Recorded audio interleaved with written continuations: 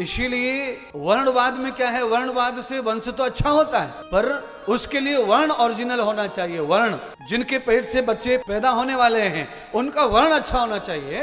अच्छा बोलिए, हमारे यहाँ पे 500 कुंटल गेहूं हुए, तो फिर हम अपने ही गेहूं क्यों नहीं रख देते दोबारा गेहूं बोने के लिए? क्यों दुकान से लाते हैं बीज? अरे भाई, हमारे 1000 बोरा हुए आलू के, तो हम अपना ही आलू बार बार क्यों नहीं बोते? फिर क्यों बीज लाते हो?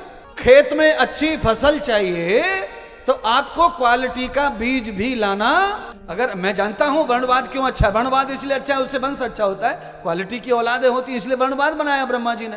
पर वर्ण में भी क्वालिटी तो चाहिए ना।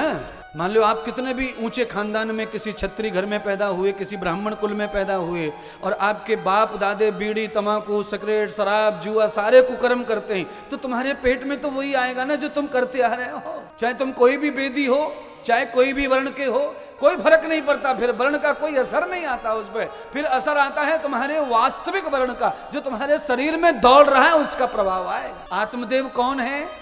ब्राह्मण वर्ण है।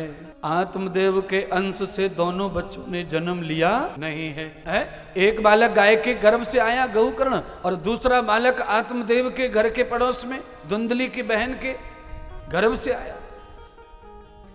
आत्मदेव तो महान ब्राह्मण थे, योगी थे, दानी थे, यज्ञ करता थे, यज्ञोपवीत धारण करता थे, त्रिकाल यज्ञ, त्रिकाल वंदना, त्रिकाल उपासना, गौ सेवा, दान, नित्य यही सेवा। ऐसे आदमी के बच्चे तो ऐसे होंगे, क्या कहने महाराज, लोग दो दर्शन करने आएंगे बच्चों, इतनी महानता उनमें आएगी है।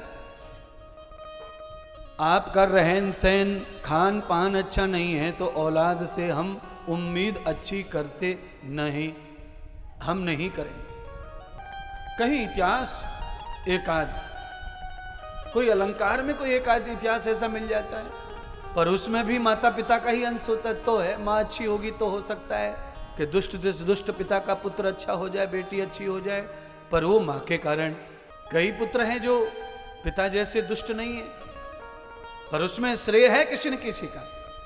माँ का श्रेय हो सकता है, दादी जी का हो सकता है, नानी का हो सकता है, मामा का हो सकता है, वहां तक का अंश होता है। मामा का भी प्रभाव होता है, नानी जी का भी प्रभाव होता है, दादी जी का प्रभाव होता है, माँ का तो होता ही। इसीलिए हमारे हिंदू धर्म में कम से कम तीन वंश को त्याग के शादी करने का विधान, यानी कम से कम अपनी माँ के कुल को त्याग के पत्नी लावे बेटा, ऐसी विधान है शास्त्रों में।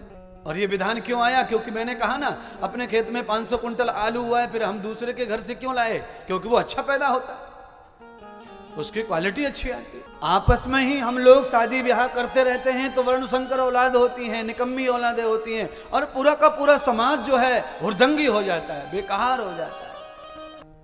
भगवान श्री कृष्ण को देखो, सत्यभामा जी कहाँ गुजरात की हैं, रुक्मिणी जी महाराष्ट्र की हैं, कितनी दूर दूर से विवाह किए भगवान ने, है बड़ी कल्पना की बात है। उनकी औलाद भी महान हुई,